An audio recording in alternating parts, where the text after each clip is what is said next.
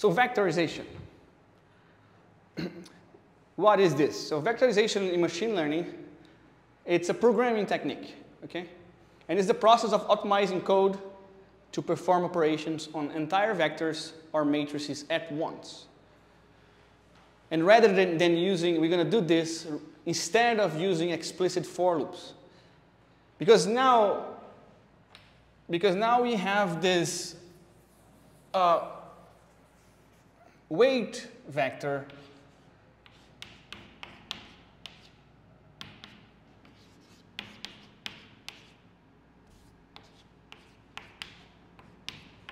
because now we have these dot product operations. If I was naive about this, I would just, this would transform somehow in a for loop. Right? Because I have to do something like this. X, Y,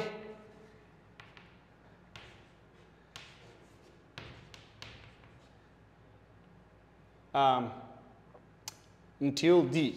So the dot product between X and W and X is defined this way, right? It's a sum from I to D of the multiplication X by W. So this summation here would naively be implemented as a for loop. So these things are going to show up a lot if you implemented this using a default for instructions. But we want to get rid of these for loops as much as possible, and I'm going to show you why. So using vectorization significantly makes your code faster because it takes advantage of specific instructions called SIMD or SIMD instructions in both in your CPU and the GPU. It's not only GPU, but your CPU can do vector operations as well. So you have these instructions in your hardware, so we should take advantage of it.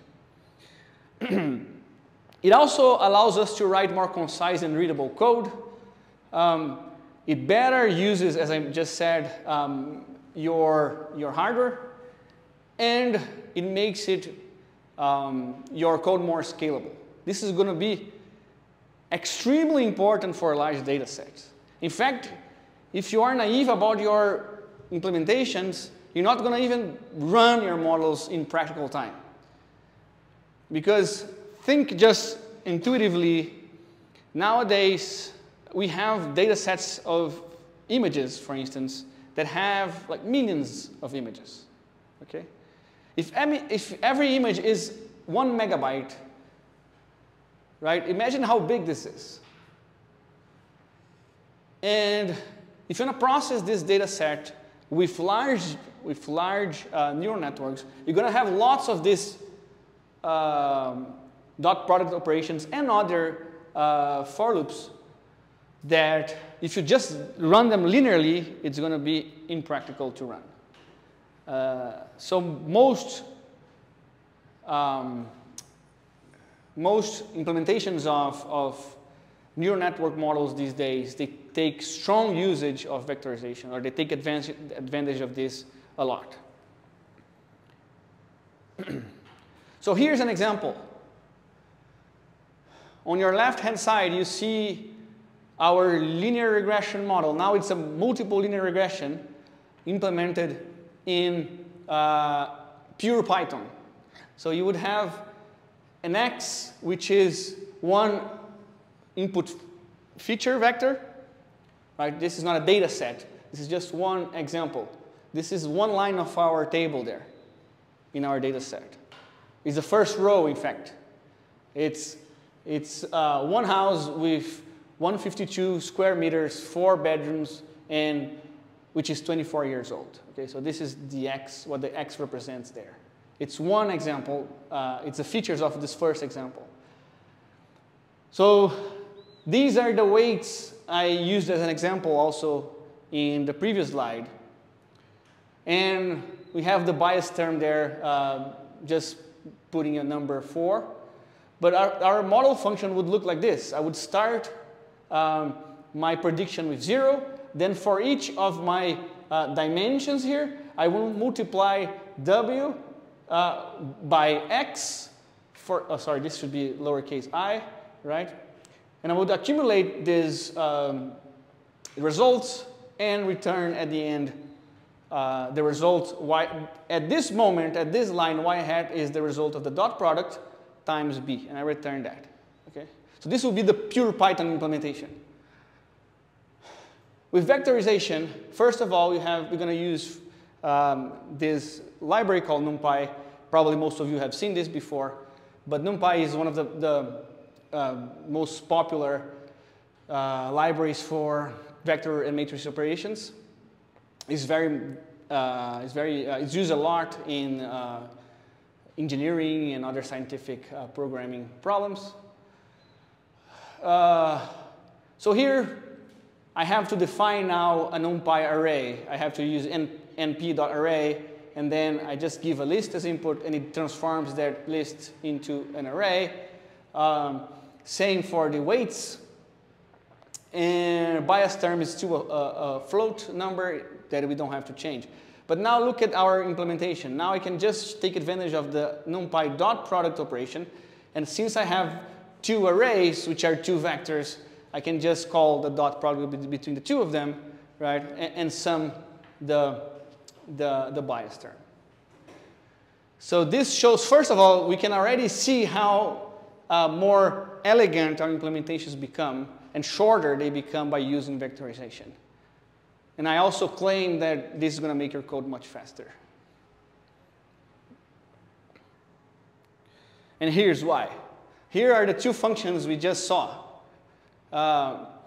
If you run the function in Python, the pure Python one, without vectorization, essentially what's going to happen underneath the hood in your processor is you're going to have a certain number of cycles that is proportional to the size of your for loop. So here we have a for loop that goes from 0 to n, right? And your CPU is going to have to do about n cycles. It's actually more than that. But we can just simplify it and think this is going to take n cycles. So if I had a vector, so if my x and y's, x and w's had, let's say, 16 dimensions, I would have 16 cycles to do the dot product. Imagine now if I had an image that had 1 million pixels. I would have a w, I would have one way to do this would be I would have perhaps 1 w for each pixel of the image. So I would have a vector of 1 million numbers. Also, my image would be an x with 1 million pixels. So this would take 1 million cycles just to run one dot product. Okay? Again, I'm simplifying here. These operations take more than one cycle in the CPU, but you get the idea, right? But with vectorization, you take advantage of these SIMD instructions, and what your CPU does, it does this multiplication. It multiplies these two vectors, w and x, sorry, here there should be x, in one cycle. So it does the whole product in a single cycle t0, and then it just uses another cycle to do the summation. So now, instead of having n cycles, I only have 2. And if your vector, again, this theoretically doesn't depend on the size of your vectors. But obviously, the hardware is limited, so if your vector is too large, you're going to have to break this. But if you're dealing with small vectors, in fact, you're going to take only 2 cycles to do this operation. Okay? So it's much faster.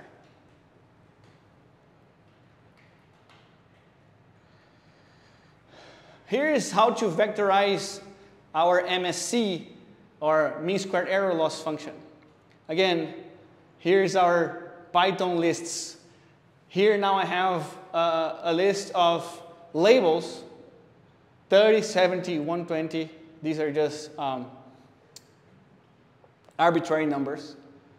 And then here are a list of predictions. Y hat, 27, 92, 33. And now my loss function takes in as input both y and y hat. And to compute the mean square error, again, the mean square error is also a summation, right? So you're gonna, if it's a summation, you're gonna at least need a for loop. So we start our loss with 0, and then for each of these predictions, I'm gonna compute the error and square it, and increment the result back in the variable L, and then at the end I return L over 2 times M. But if I'm doing this with vectorization, I can simply, again, change this 1, 2, 3, 4, 5 lines by a single line, calling the NumPy.mean function, and I just now pass 2 vectors, and NumPy knows how to subtract these 2 vectors in parallel and do every single operation it can in parallel, including the mean. So if you look at this minus operator here, it's being overwritten.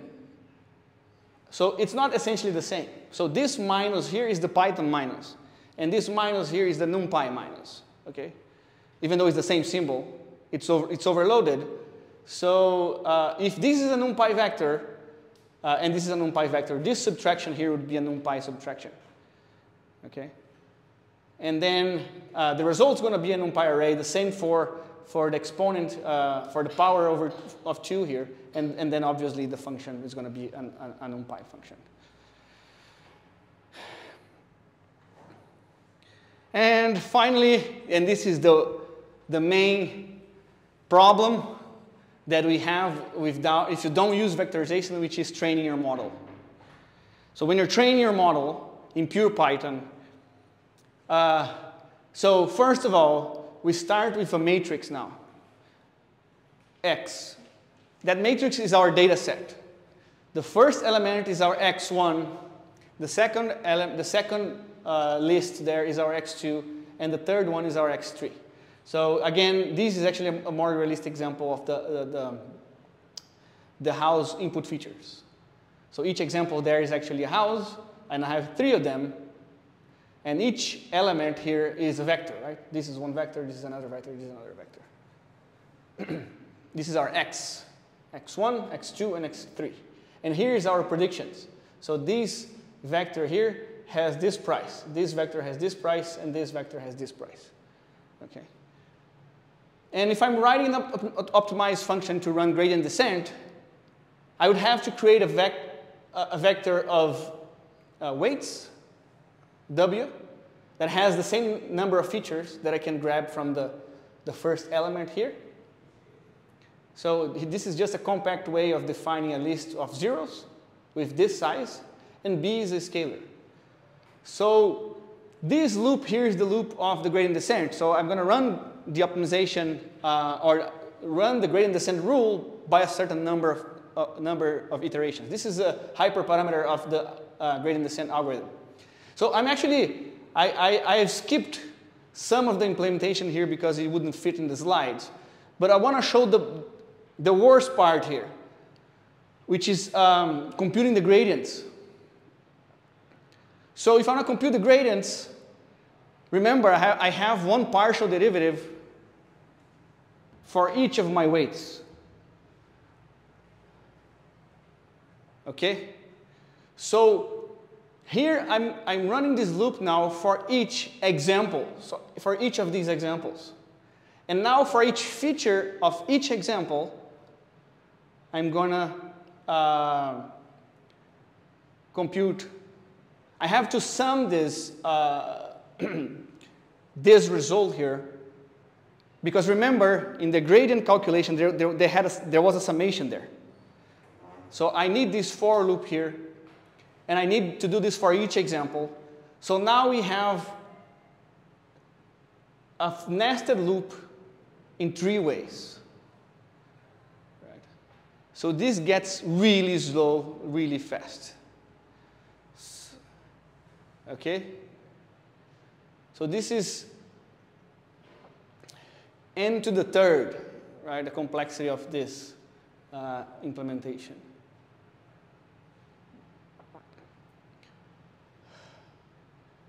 And if you want to do the same thing with vectorization, again, you can define your matrix. This is your data set, but only your input features. And this is our prices, y. And I can substitute this 1, 2, 3, 4, 5, 6 lines by these 2 lines here in NumPy using dot product. And now I'm actually taking advantage of matrix multiplication. I'm actually multiplying this matrix with the error here.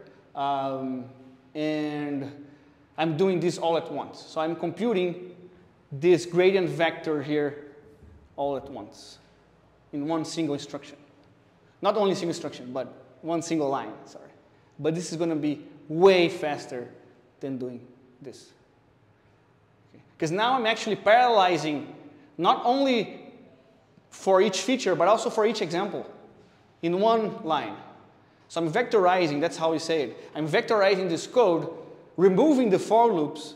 So see, here I don't have any for loop. I only have, oh, sorry, actually I missed it. I should have put this one, because this one we can't remove. This is just the loop of the gradient descent. So this one, you can't get rid of it. But these 2 for loops you can. And I'm actually getting rid of them with this implementation. And I encourage you to run this. I'm going to give you a collab that you can run and see by yourself how these operations play out. Okay. And we're going to, in this course, we're going to implement, and in the first assignment, we're going to use NumPy. So it's going to be your first, at least in this course, your first assignment to start getting used to this library. Any questions?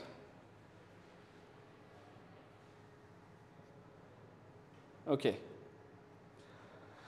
So here is, I don't have to give a lecture around NumPy or about NumPy, but here is the formal definition. NumPy is a library for scientific computing in Python, and it provides support for large multidimensional arrays and matrices, along with a collection of mathematical functions to operate on these arrays efficiently. So a couple of useful functions you're going to use a lot. Creating arrays, right? This is the notation you use. You can create unidimensional, bidimensional, you can even higher dimensional arrays. You can do element-wise operations like this. Element-wise is you take each dimension of x and sum with the respective dimension of y. So here I would, if you look at x and y, this operation here would return 1 plus 2, 3, 2 plus 4, 6, 3 plus 6, 9, 4 plus 8, 12, and 15. And the same for multiplication. You would get the multiplication element by element there. You can also do matrix multiplication, and we actually use the dot function to do matrix multiplication. So here's a matrix, a 2 by 2 matrix A, another 2 by 2 matrix B, and if you can use the dot product to do the multiplication, and that would give you a 2 by 2 matrix as well, which is this one. Okay. You also have many statistical operations like mean, standard deviation, and others. You can do reshaping. So if you get, if you create an array like this, and here this np.arange6 creates a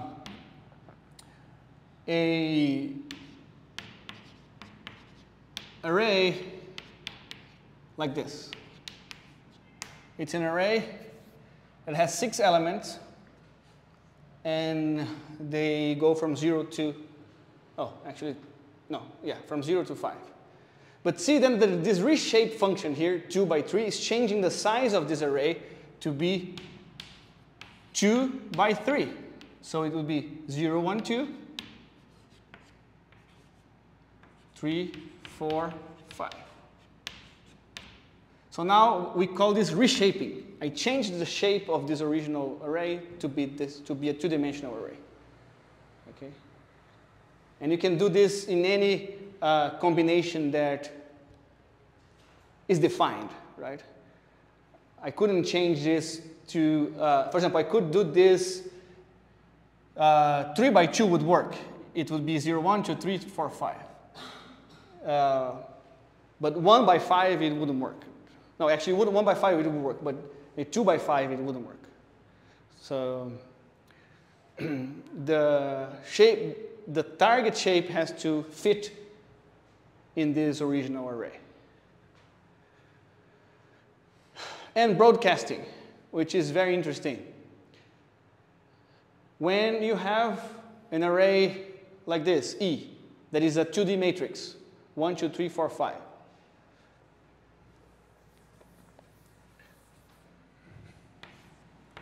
So this is E is equal to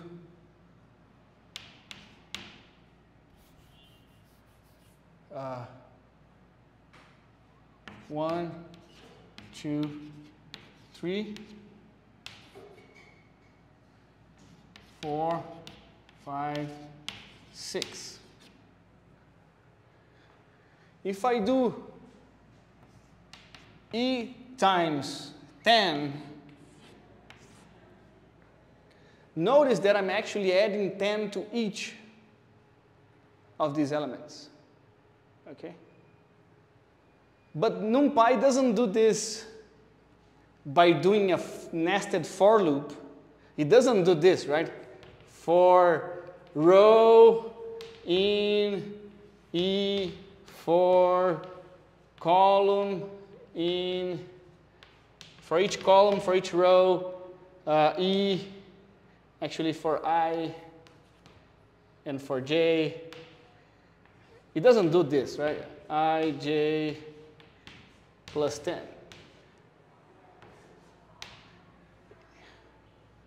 To perform this operation, it doesn't do this. So NumPy doesn't implement this sum by doing a nested for loop and adding 10 on each of these elements. Instead, it knows the shape of this original E vector, and then it creates another vector with lots of 10s, with the same shape.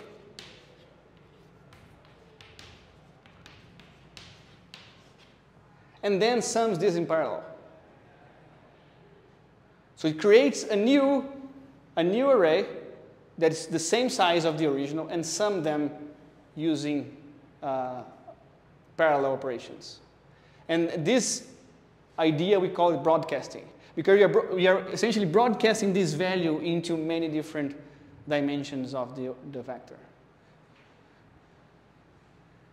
So in other words, when you're programming in NumPy, you have to have this in mind. NumPy is always trying to make vector operations or matrix vector operations. Even if you have scalars, it's going to try to transform them into vectors to take advantage of the hardware that does vector operations for you.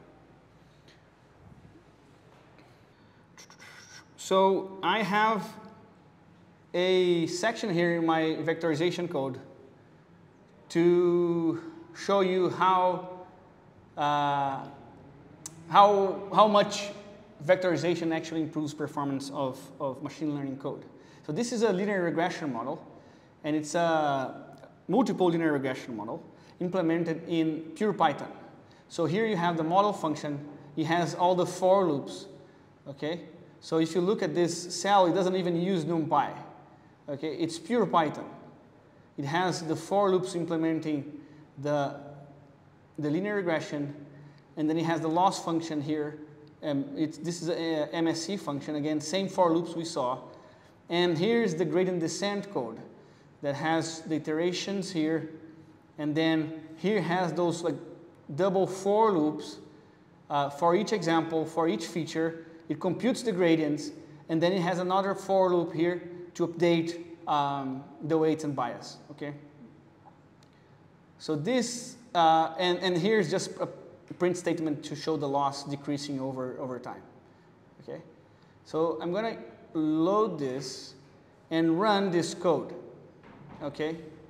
So I'm going to train a linear model on that house data set. I actually have it here. I have a the same data set we saw on the slides. Size in square meters, bedrooms, number of bedrooms, and age, and then price. So I generated this data set. And this function has, you can give it the number of samples you want. And so I actually created 1,000 samples of these. I'm just showing 5 here, but if you look down here, where is it? Oh, yeah, here. Number of samples, 1,000. Okay? So this data frame here has 1,000 rows. If I remove this head, you'll see that. Should have 1,000 rows. Yeah. So there's 1,000 houses in there. All right. So let's train this model now using pure Python. Okay. It doesn't look that slow, right? Still, you can see kind of like the for loop's taking some time, maybe a second or less than half a second or something for each 100 iterations. But here are our final weights and our bias term. And then I ran a prediction just to check. I ran a prediction for this new house with 84 square meters, 2 bedrooms, and 35 years old. It predicted $60,000. Okay. Now I have the same model, exactly the same model, but implemented with vectorization. So you can already see here that now our model function only takes a single line to be implemented. Same for our loss function. We can implement our loss function in one line using NumPy. And then our optimization code is also much more clear. Here I compute the predictions. Here I compute the gradients. Okay. Here I update the weights. Only one line, 2 lines, 2 lines, and then I print.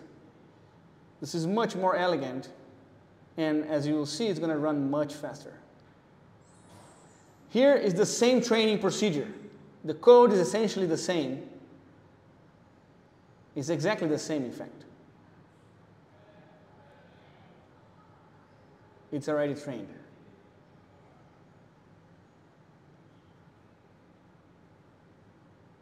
Yeah, it didn't even have time for actually me scrolling down. And just so we can see this, let's time it. Time it. So I can use this macro here in Colab to time a function.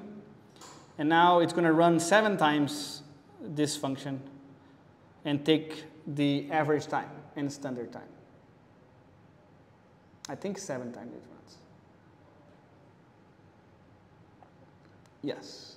So here it told me it took 165 milliseconds with this 30 milliseconds standard deviation. So in average it takes about this much to run that code. And now we can do the same thing on our not vectorized implementation.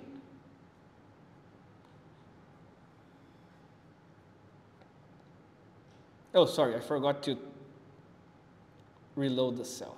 My bad. I have to.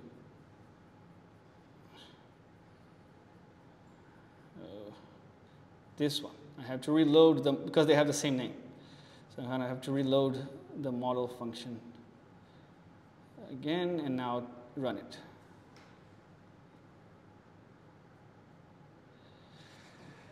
Yeah, and this is going to take some time. You can already see the difference that is. is very considerable.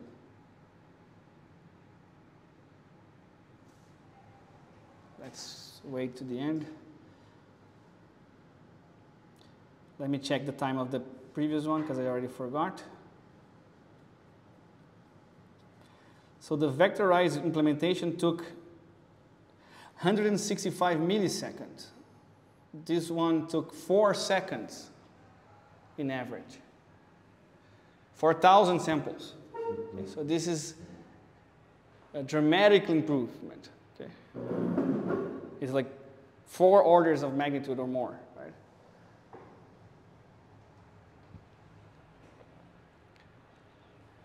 This is just to show the power of vectorization. From now on, you have to always think vectors.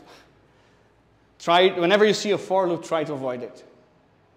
Because remember, you have to do the same operation for 1,000 examples.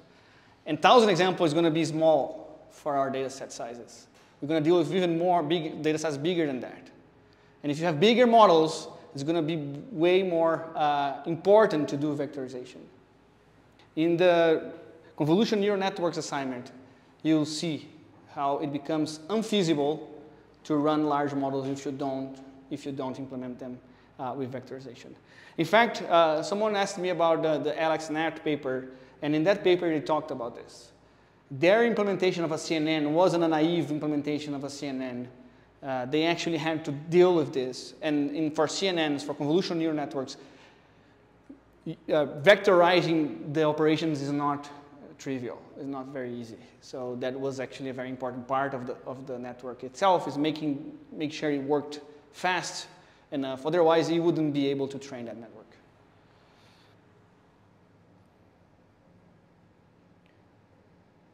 Okay, and if you imagine about, let's say, imagine you work at OpenAI and you have to train ChatGPT, right? The code they use, right, to train such big models, it's very specific. Right? It has to be extremely optimized. You're dealing with the entire internet of data, right? So imagine how big this is. You're going to store your data in multiple computers. So this has to be parallel not only across a single machine, but maybe across multiple machines. It takes months or even more to train this model. So you have to be right? If you're not right, you're going to waste a lot of money. So a bug in your code in this situation costs millions or even billions of dollars, right? Because imagine if you run for a month and then you realize, oh, there's a bug in my code. Imagine how much energy you spent, right? How much GPU time you spent. GPU time these days is very expensive. Even though they have their own hardware, they cannot use it for free, right? Anyways, I really ask you to consider this from now on. In practice, in these small models, anything really works. Like for small models, for small data sets, you can be naive, but as it increases, it won't work.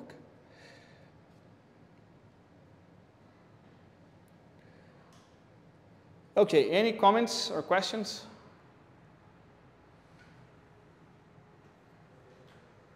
No?